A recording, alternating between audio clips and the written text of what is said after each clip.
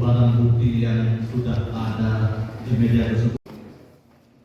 Syederalun Polres Langsa memusnahkan barang bukti narkotika berupa 2.605,50 gram sabu dan 2.154 gram ganja di Aula Mapolres Langsa pada Kamis 31 Juli 2025. Narkotika tersebut merupakan hasil pengungkapan 3 kasus oleh Satuan Reserse Narkoba dalam kurun waktu Juni hingga Juli 2025. Pemusnahan dipimpin langsung oleh Kapolres Langsa AKBP Mugi Prasetyo, disaksikan Asisten 2 Pemko Langsa Ali Mustafa, Kalapas 2B Langsa, Kepala BNNK, Kajari Langsa, serta perwakilan Kodim 0104 Aceh Timur, KNPI dan sejumlah organisasi anti narkoba. Sabu dimusnahkan dengan cara di-blender dan dicampur oli bekas, sedangkan ganja dibakar.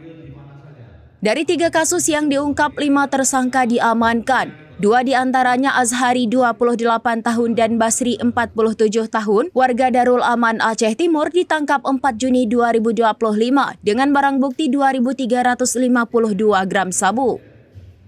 Sementara Syukrizal 42 tahun dari Aceh Utara diamankan 14 Juni 2025 dengan 2.154 gram ganja.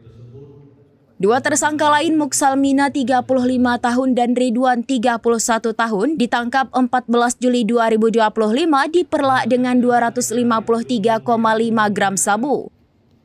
Kelima tersangka dijerat pasal 114 ayat 2, Jungto pasal 112 ayat 2 Undang-Undang Nomor 35 Tahun 2009 tentang narkotika dengan ancaman hukuman mulai dari 6 tahun penjara hingga pidana mati. Kapolres menyatakan pemusnahan ini menyelamatkan sekitar 23.000 jiwa dari bahaya narkotika. Dilakukan pujian dan juga apabila barang bukti yang sudah dilakukan pujian bisa langsung dimasukkan ke dalam blender. Kemudian untuk sampel yang diuji jangan diambil dari atas saja, bila perlu diambil dari tengahnya, dari bawahnya ataupun dari sampingnya. Hari ini kegiatan pemusnahan ini adalah terkait dari 3 penanganan kasus narkotika dengan